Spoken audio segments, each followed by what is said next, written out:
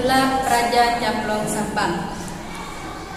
Baik, pada video kali ini saya akan mempresentasikan materi dari Al-Mujmal, Al-Mubayyan, Al-Mubayyin, Asbabul Ijmal, dan Ta'khirul Bayan. Yang mana materi tersebut diambil dari kitab Al-Khulasaah karya Al-Alim Al-Alamah Syekh Muhammad Hasan Hito. Baik, yang pertama saya akan mendefinisikan Al-Mujmal. Al-Mujmal secara bahasa yaitu global, sedangkan secara istilah yaitu huwa malam tattadih dalalatuhu, yaitu suatu lafaz yang belum jelas petunjuknya. Baik, yang kedua definisi Al-Mubayyan. Al-Mubayyan secara bahasa yaitu terperinci, sedangkan menurut istilah yaitu huwa malam ittadahat dalalatuhu ba'dal ijmal, yang artinya suatu lafaz yang sudah jelas petunjuknya yang terletak setelah mujmal. Yang ketiga, definisi dari al-mubayyin.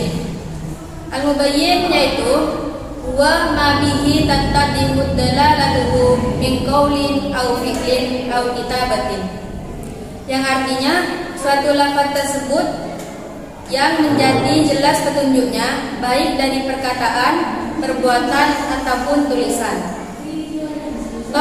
Lafaz aqimus shalah. Lafaz ini belum jelas petunjuknya dan ini dinamakan mujmal, yang artinya laksanakanlah sholat. Kemujmalan lafaz ini terletak pada lafaz as-sholata. Sholat yang bagaimana itu dinamakan mujmal. Kemudian ada penjelas dari lafaz aqimus shalah, yang mana penjelas ini dinamakan al-mubayyan. Dari hadis Nabi Muhammad SAW yang berbunyi sallu kama ra'aitumuni usolli, yang artinya salatlah kalian sebagaimana saya salat. Keberadaan ini dengan perbuatan Nabi dan ini dinamakan al-mubayyin. Dan sekarang saya akan menjelaskan materi tentang asbabul ijmal.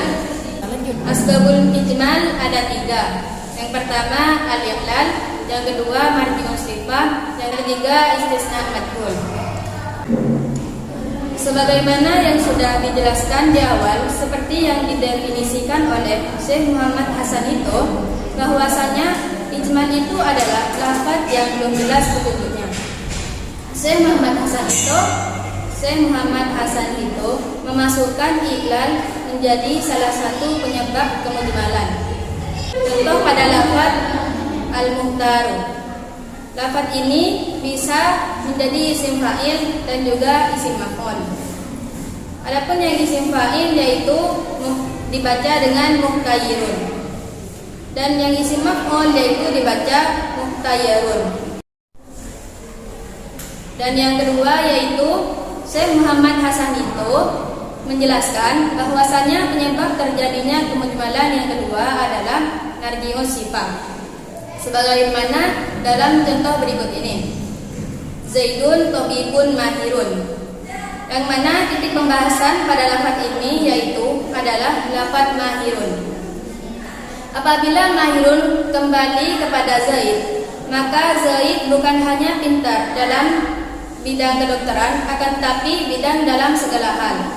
Dan apabila mahirun kembali kepada lafaz tabibun, maka Zaid hanya pintar dalam bidang kedokteran saja. Yang ketiga yaitu Syekh Muhammad Hasan Hito menjelaskan bahwasanya penyebab terjadinya kemujmalan yang ketiga yaitu istisna madhul. Bahasa sederhananya adalah sesuatu yang dikecualikan akan tapi tidak diketahui.